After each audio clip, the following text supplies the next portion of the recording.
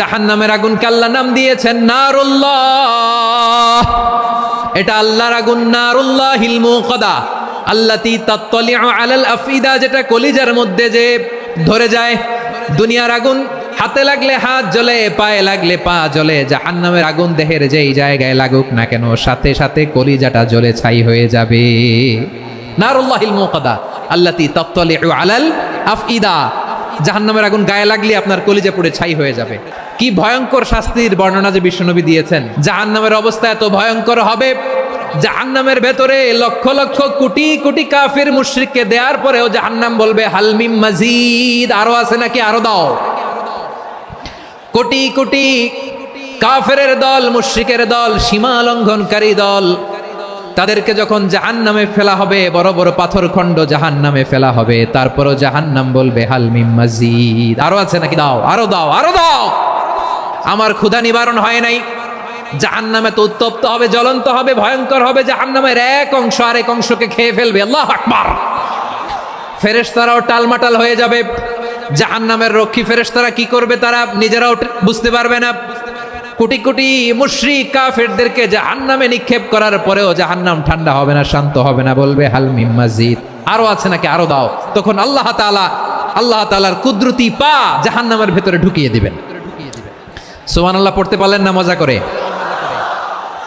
কোনো কিছুতেই যখন জাহান্নামকে শান্ত করা যায় না, আল্লাহ তাআলা তার কুদরতি পা জাহান্নামে ঢুকিয়ে দিবেন। দেওয়ার সাথে সাথে জাহান্নাম থেকে আওয়াজ আসবে, কাত কাত বিইজ্জাতিকা ওয়া বিকদরিক, আল্লাহ বিইজ্জাতিকা ওয়া বিকারামিক, আল্লাহ আপনার ইজ্জতের কসম, যথেষ্ট হয়েছে, এনাফ এনাফ, আর লাগবে না। সুবহানাল্লাহ বলেন। ওই ভয়ঙ্কর জাহান্নামে আমরা যেতে চাই কেউ? সাইয়েদনা ইব্রাহিম আলাইহিস সালাম আত্মসমর্পণ করেছেন।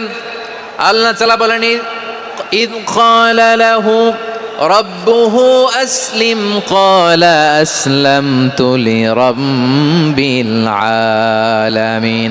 যখন আল্লাহ সাইয়েদনা ইব্রাহিম আলাইহিস সালামকে বললেন, ও ইব্রাহিম, ইসলাম ধর্ম গ্রহণ করো, আত্মসমর্পণ করো, সারেন্ডার করো, আল্লাহর খালিল ইব্রাহিম আলাইহিস সালাম কোনো কথা চিন্তা না করে, ডানে বায়ে না তাকিয়ে, কোনো কিছু না ভেবে মুহূর্তেই বলে আসলামতু লিরাব্বিল আলামিন। গোটা বিশ্বের রব আল্লাহর সামনে আমি ইসলাম ধর্ম গ্রহণ করলাম, সারেন্ডার করলাম। সুবহানাল্লাহ বলেন। আল্লাহ বলতে দেরি, সারেন্ডার করতে দেরি নাই। এভাবে নিজেকে আল্লাহর সামনে সঁপে দিতে হবে। আবার সাইয়েদনা ইউসুফ আলাইহিস সালাম বললেন, তাওয়াফফানি মুসলিমান ওয়া আলহিকনি বিস-সালিহিন, ও আল্লাহ, মুসলিম হিসেবে তুমি আমাকে মৃত্যু দাও, আর নেককারদের সাথে তুমি একত্রিত হওয়ার তৌফিক দাও। তাহলে আত্মসমর্পণকারী হিসেবে আমরা বাঁচতেও চাই, মরতেও চাই, ঠিক কিনা বলেন? এই দুনিয়াতে সব নবীরা মুসলিম ছিলেন। সব নবীরা সাইয়েদনা ইব্রাহিম আলাইহিস সালামের মতো, ইউসুফ আলাইহিস সালামের মতো আল্লাহর আদেশের সামনে আত্মসমর্পণ করেছেন।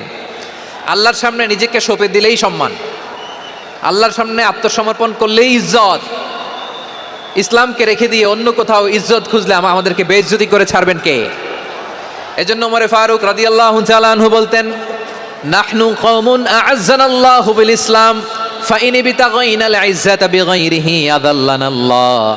আমরা এমন জাতি, যে জাতিকে আল্লাহ তাআলা ইসলামের মাধ্যমে সম্মানিত করেছেন। ইসলাম ছাড়া অন্য কোথাও যদি আমরা সম্মান খুঁজি, আমাদেরকে বেইজ্জত করবেন কে? আমাদের সম্মান ইসলামে। ইসলাম সময়ের অপরিহার্য বাস্তবতা, অপরিহার্য বাস্তবতা। স্যামুয়েল হান্টিংটন একটা বই লিখে গোটা বিশ্ব কাঁপিয়েছেন, দ্য ক্ল্যাশেস অফ সিভিলাইজেশন, সভ্যতার সংঘাত। এই পৃথিবীতে অনেক সভ্যতার উত্থান হয়েছে, পতন হয়েছে। প্রিয় ময়মনসিংহবাসী, আমার কথা শুনতেছেন? হ্যাঁ, শুনতেছেন? দেখি আওয়াজ করে পড়েন তো, লিল্লাহে তাকবীর। সবাই পড়েননি? এত লক্ষ মানুষ তাকবীর দিলে এই আওয়াজ হয়? আমি বিশ্বাস করি না। সবাই পড়েন নাই। সবাই গলা ছেড়ে দিয়ে আওয়াজ করে পড়ুন তো, লিল্লাহে তাকবীর।